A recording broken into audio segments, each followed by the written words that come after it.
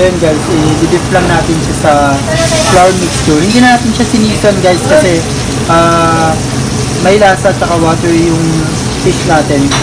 So yan guys, yung fish fillet na nabibili natin sa mga supermarket. So matubig yan guys. Kaya dapat i-dip lang natin sa flour and then i-fried lang natin siya. Hanggang sa mag-golden brown. Then gagawa tayo ng sauce. Instead na i-steam natin siya guys, dahil matubig siya. So sayang lang yung quality. Kumbaga bagsak yung pagka-quality niya pag in-steam nyo kasi magtutubig na magtutubig kahit palagyan nyo ng sauce.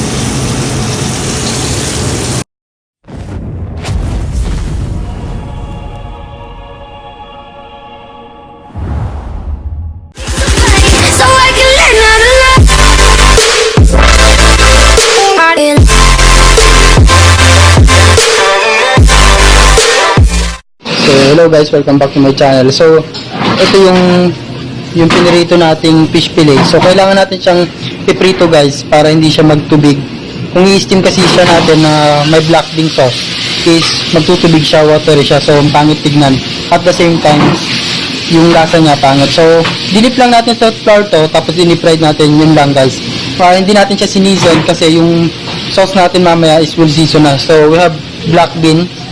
Itong black beans natin guys ay canned goods na to, pero hinugasan natin siya at binabad ulit natin siya sa fresh water. So para malesen yung pagka-salty niya.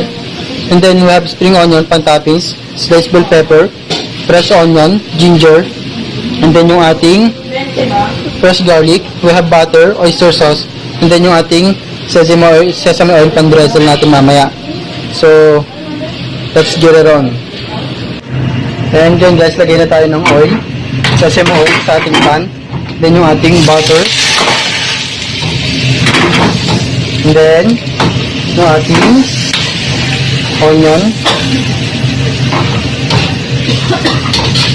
ginger, then yung ating garlic,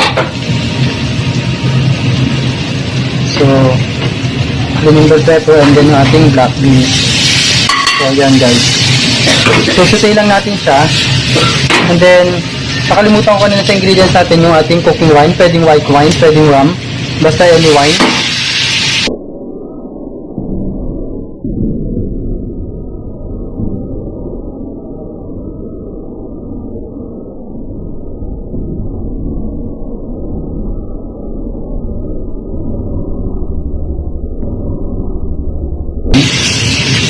So stay lang natin siya guys, mga around 1 minute.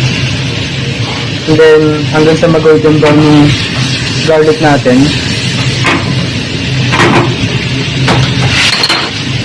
So hindi na natin siya sini-season guys kasi yung black beans natin is mayroon pa rin siyang alat. And then yung oyster sauce na ilalagay natin.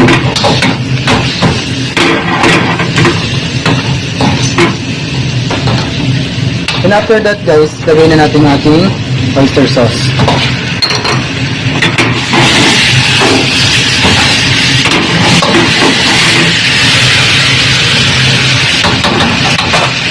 Hinahan natin yung ato guys.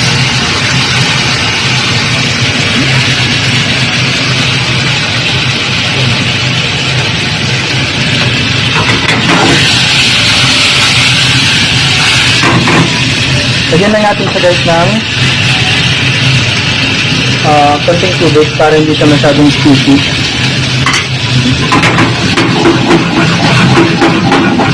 So ready na yung ating black bean sauce. So ganyan lang kaya bilis. Half hours later, a few inches later, day 2, day 3, day 4, a few moments later. Then yun guys, arrange na natin. Then yung sliced lemon natin. And then yung fried natin na fish. So ipiplated natin siya guys. Tap natin yung ating bell pepper.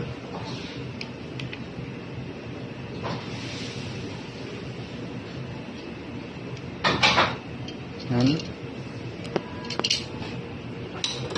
And then yung ating black bean sauce on top.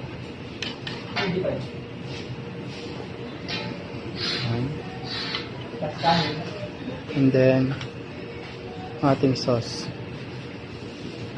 So yan.